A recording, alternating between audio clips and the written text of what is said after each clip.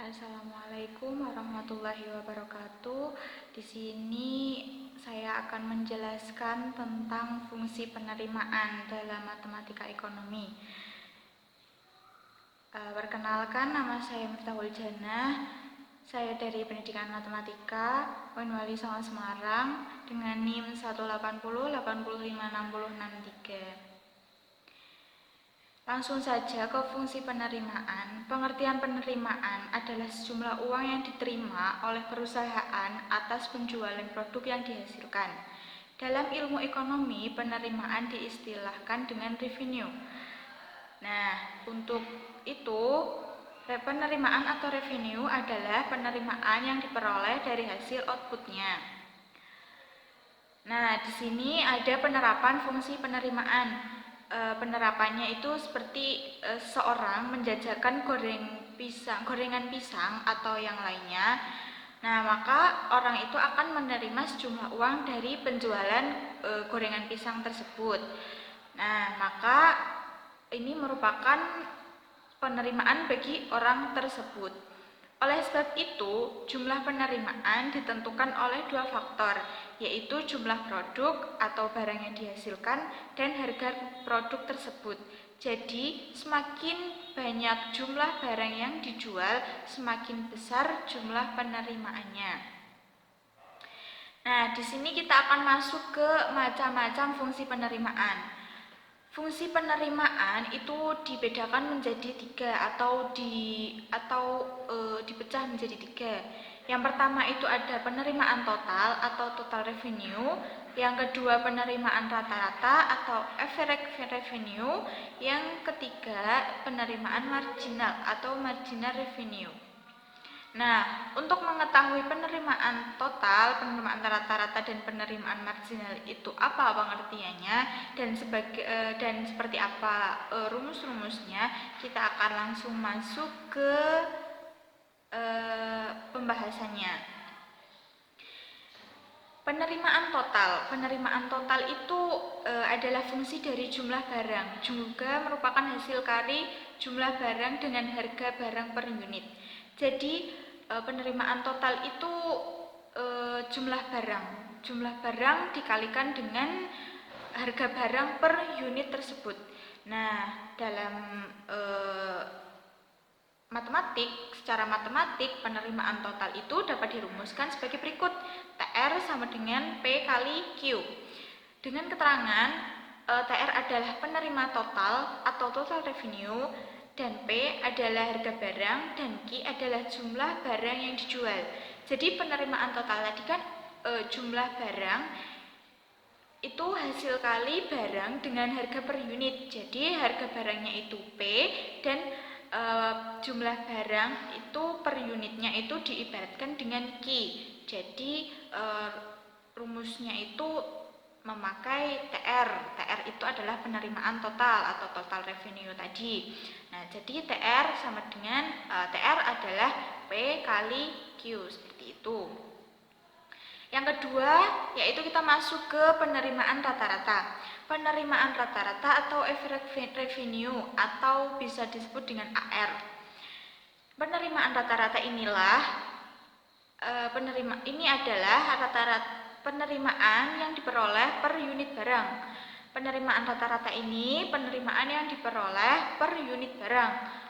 Nah, penerimaan rata-rata merupakan hasil bagi penerimaan total terhadap jumlah barang. Jadi, penerimaan rata-rata ini adalah penerimaan yang diperoleh per unitnya dan itu merupakan hasil bagi penerimaan total terhadap jumlah barang, seperti itu. Nah, untuk penerimaan rata-rata ini dapat dirumuskan sebagai berikut. Nah, tadi penerimaan rata-rata bisa disimpulkan dengan AR. Nah, AR sama dengan TR per atau dibagi dengan Q. Nah, AR di sini kan penerimaan rata-rata. Nah, untuk TR tadi kan penerimaan total atau total revenue. Nah, untuk itu Q-nya adalah barang yang dijual, maka yang tadi kembali ke pengertiannya, penerimaan rata-rata itulah hasil bagi penerimaan total terhadap jumlah barang. Penerimaan total dilambangkan dengan TR dan Q dan jumlah barang dilambangkan dengan Q seperti itu. Untuk yang ketiga yaitu penerimaan marginal. Nah, penerimaan marginal ini bisa disebut juga dengan marginal revenue atau bisa disimpulkan dengan MR. Nah, penerimaan marginal ini adalah penerimaan tambahan yang diperoleh dari setiap tambahan 1 unit barang yang dihasilkan atau terjual. Jadi marginal atau penerimaan marginal ini adalah penerimaan tambahan seperti itu. Nah, penerimaan tambahan apa? Penerimaan tambahan yang dihasilkan 1 unit barang yang terjual gitu. Nah, penerimaan marginal ini dapat dirumuskan sebagai berikut. Penerimaan marginal tadi adalah MR, itu adalah delta TR per delta Q, atau TR2 dikurangi TR1 dibagi Q2 dikurangi Q1 seperti itu. Atau MR atau penerimaan marginal itu bisa juga disebut turunan dari fungsi TR atau penerimaan total tadi. Jadi untuk delta TR itu adalah tambahan penerimaan total dan delta Q adalah tambahan jumlah produk yang dihasilkan. Nah, maka jika ada seperti ini, maka bisa dicari dengan TR-nya itu dicari, TR tadi adalah P kali Q. Nah, P kali Q itu biasanya di soal ada 2 macam, P1, P2, Q1, Q2. Nanti nanti P2 dikurangi P1, kemudian Q2 dikurangi Q1 seperti itu. Nah, untuk memperjelasnya, kita akan masuk ke contoh soalnya langsung. Yang pertama itu contoh soal harga jual produk yang dihasilkan oleh sebuah perusahaan 200 per unit. Berapa besar penerimaan total bila terjual barang sebanyak 350 unit? Nah, penyelesaiannya adalah sebagai berikut. Diketahui tadi untuk P-nya itu adalah 200. Nah, Q-nya adalah 350. Yang ditanya adalah penerimaan total atau TR. Nah, P tadi adalah harga jual produk yang dihasilkan seperti itu. Nah, makanya jumlah produk yang dihasilkan adalah 200 atau P200 dan penerimaan sebanyak 350 atau Q-nya 350. Nah, jawabannya TR sama dengan P kali Q. Nah, P-nya dimasukkan 200 dikali 350. Nah, hasilnya adalah 70.000. Jadi, penerimaan totalnya sebesar 70.000 seperti itu. Nah, untuk soal yang kedua, contoh soal yang kedua, pada saat produksi barang 4 unit, harga yang ditetapkan 200 per unit. Hasil produksi dinaikkan menjadi 6 unit, harga turun menjadi 190 per unit.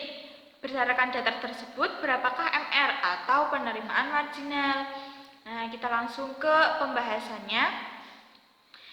Pembahasannya diketahui P1 sama dengan 200, P2 sama dengan 190, Q1 sama dengan 4 unit, Q2 sama dengan 6 unit. Nah, untuk mencari penerimaan marginal atau MR itu rumusnya adalah delta TR per delta Q. Nah, delta TR-nya tadi dicari dulu, TR-nya tadi kan P kali Q, berarti dicari dulu P1 kali Q1, 200 kali 400, itu kemudian dikurangi